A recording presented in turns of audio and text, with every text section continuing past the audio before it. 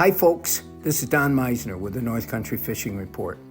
You know, there's so many things that we can do now, even though fishing is pretty much over. And one of the things that has come to mind, I was remembering a day, actually it happened twice last year, where I was fishing with my buddy Russ, and we were fishing in a small lake up in the Adirondacks, and we had his canoe, which is a glorified canoe, but it's designed for 2 or more people, and it's pretty heavy, but boy, are they stable. But anyway, we had fished most of the day. We'd had a wonderful day fishing. The wind came up. It changed direction or something, and it was blowing over 20 miles an hour. And so we were struggling to try to get back. We made a turn, and as we made a turn, and this is with trolling motors. We don't have a gas motor on the back of our canoe. It was with a trolling motor. And when he made that turn, between the motion of the wind or whatever, the trolling motor flew off the back of the boat, and Russ somehow caught it. But this is an expensive trolling motor, and now it's submerged except for his hand holding on to a bit of the handle. He gets it back out, and it's like doomsday. The motor's ruined because what happened? It got water in it.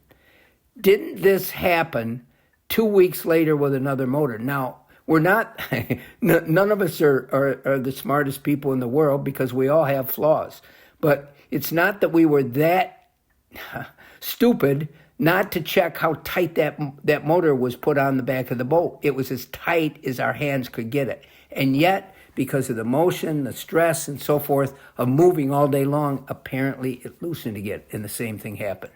Now we've got 2 motors that both cost between $200 and $300, and they're toast. Because once you get water in them, that's pretty much the death signal for any electric motor, phone, anything.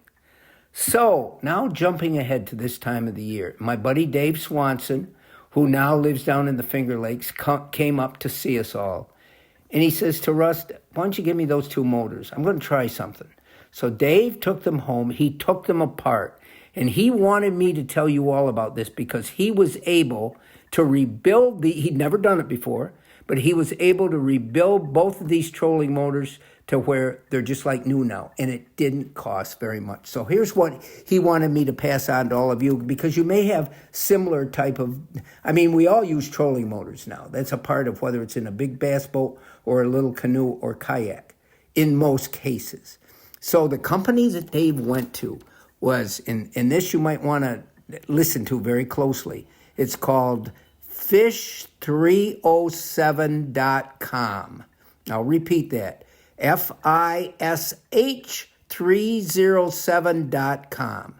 And when he sent away to that, they sent him schematics, part numbers, everything to just about every part that goes into a trolling motor. Now, there's 2 motors of Russ were Enduras. They were Enduras, that was the model number of the motors.